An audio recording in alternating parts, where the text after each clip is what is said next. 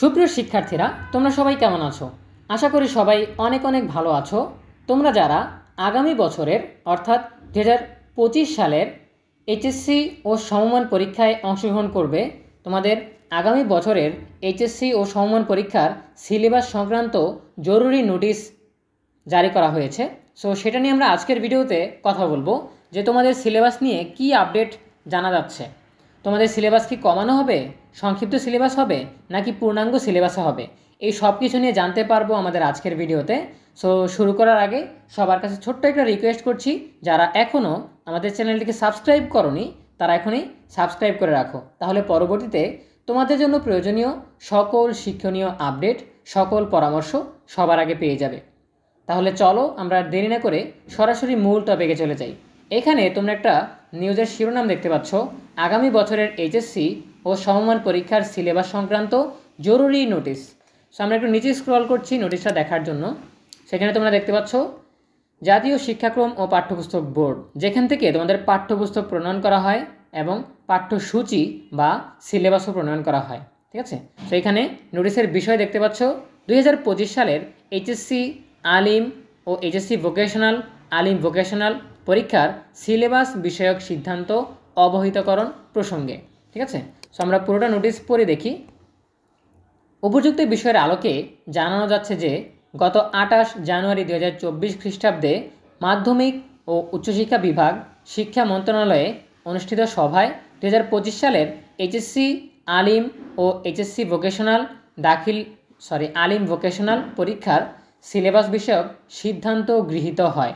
উক্ত সিদ্ধান্ত অনুযায়ী 2025 সালের এইচএসসি আলিম ও এইচএসসি ভোকেশনাল সিলেবাস ও পরীক্ষা সংক্রান্ত পরবর্তী কার্যক্রম গ্রহণের জন্য অনুরোধ করা হলো। ঠিক আছে, সো এখানে বলা হয়েছে যে 2025 সালের এইচএসসি আলিম ও ভোকেশনালের জন্য সিলেবাস তৈরির কথা বলা হয়েছে। ঠিক আছে, সো পরবর্তী কার্যক্রম গ্রহণের জন্য এখানে অনুরোধ জানিয়েছে জাতীয় শিক্ষাক্রম ও পাঠ্যপুস্তক বোর্ড। সো আমরা জানতে পারলাম যে গত 28 জানুয়ারি 2025 সালের এইচএসসি আলিম ও ভোকেশনাল পরীক্ষার সিলেবাস বিষয়ক সিদ্ধান্ত গৃহীত হয়েছে। সো সিলেবাস কীভাবে তৈরি করা হবে, সিলেবাসে কতটুকু থাকবে, কত পার্সেন্ট কমাবে। দেখো, আমরা দেখেছি বিগত বছরগুলোতে 30% কমিয়েছে, অর্থাৎ 10টা অধ্যায়ের মধ্যে 3টে অধ্যায় বাদ দিয়েছে। ঠিক আছে, আবার অনেক ক্ষেত্রে 10টা অধ্যায় থেকে 4টা অধ্যায় বাদ দিয়েছে বা 5টা অধ্যায় বাদ দিয়েছে। এখন এইবার কত পার্সেন্ট সিলেবাসে রাখা হবে, কত পার্সেন্ট বাদ দেওয়া হবে, সেই বিষয়ে সিদ্ধান্ত নেওয়া হয়েছে। এখন পরবর্তী কার্যক্রম গ্রহণের জন্য অনুরোধ করা হয়েছে, অর্থাৎ সিলেবাস পুঙ্খানুভাবে তৈরি করা এবং শিক্ষার্থীদের মধ্যে সেটা বিতরণ করা বা সব জায়গায় পৌঁছে দেওয়ার ব্যবস্থা করতে হবে। কারণ যারা 2025 সালে পরীক্ষা দেবে তারা অলরেডি প্রথম বর্ষে অনেক সময় পার করে ফেলেছে। এজন্য যদি সংক্ষিপ্ত সিলেবাস দেওয়ারই হয় তাহলে ফার্স্ট ইয়ার ফাইনালের আগে যদি দিয়ে দেওয়া হয় বা প্রথম বর্ষের সমাপনী পরীক্ষার আগে যদি দিয়ে দেওয়া হয় সেটা তাদের জন্য উপকার হবে। ঠিক আছে, এজন্য পরবর্তী কার্যক্রম গ্রহণের জন্য এখানে অনুরোধ করা হয়েছে। সো আমরা আশা করছি খুব শীঘ্রই আমরা এ বিষয়ে বিস্তারিত জানতে পারবো যে সংক্ষিপ্ত সিলেবাসে কত পার্সেন্ট কমানো হবে বা কত পার্সেন্ট বহাল থাকবে, সেই বিষয়গুলো জানানো হবে। এবং সংক্ষিপ্ত সিলেবাস আমরা কবে পেতে যাচ্ছি সেই বিষয়ে আমরা খুব শীঘ্রই আপডেট জানাবো তোমাদেরকে। আমরা আপডেট পাওয়ার সাথে সাথেই তোমাদেরকে জানিয়ে দেওয়ার চেষ্টা করব।